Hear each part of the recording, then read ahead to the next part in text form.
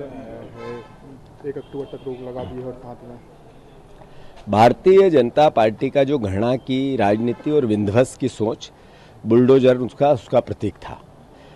जब हम बार बार इस मुद्दे को उठाते थे तो बीजेपी अलग अलग तरीके से जज, अदालत और कानून अपने हाथ में लेना चाहती थी।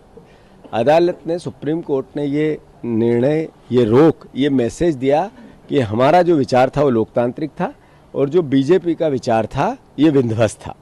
मैं मानता हूँ सुप्रीम कोर्ट का आभार है, पर इससे आगे बढ़कर उन अधिकारियों के खिलाफ भी क्या कार्रवाई होगी जिन अधिकारियों ने बीजेपी के इस राजनीतिक एजेंडे को आगे बढ़ाने की कोशिश की, सस्ती लोकप्रियता के एजेंडे को आगे बढ़ाने की कोशिश की। मैं मानता हूं सुप्रीम कोर्ट ने उस पर भी विचार करके उन अधिकारियों को पनिशमेंट देना चाहिए।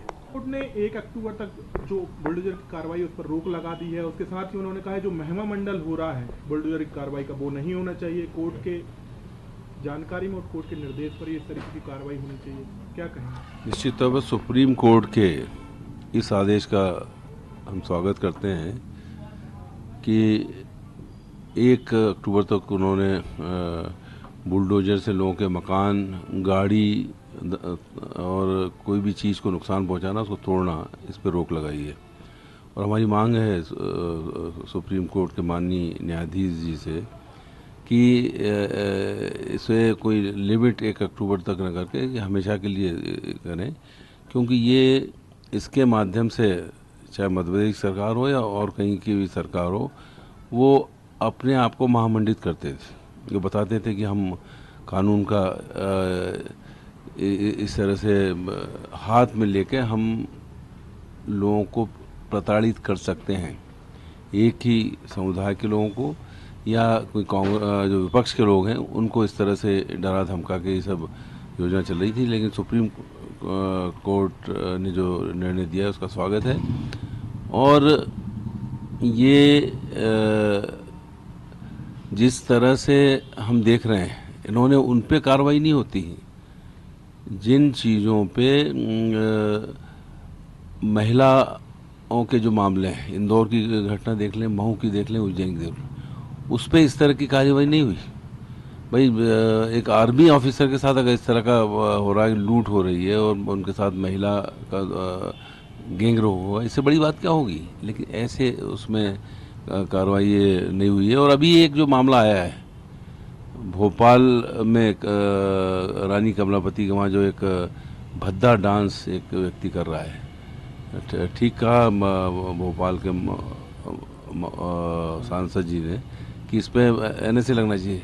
हम उनका समर्थन करते हैं और ये कार्रवाई हो उस व्यक्ति पर, क्योंकि ये एक आदिवासी महिला का अपमान है। देश की राष्ट्रपति अभी इस समय आदिवासी महिलाएं, उनको भी इस चीज़ का संज्ञान लेना चाहिए और ये ठोस कार्रवाई उस व्यक्ति के खिलाफ, इस तरह की घटनाओं के खिलाफ होना चाहिए।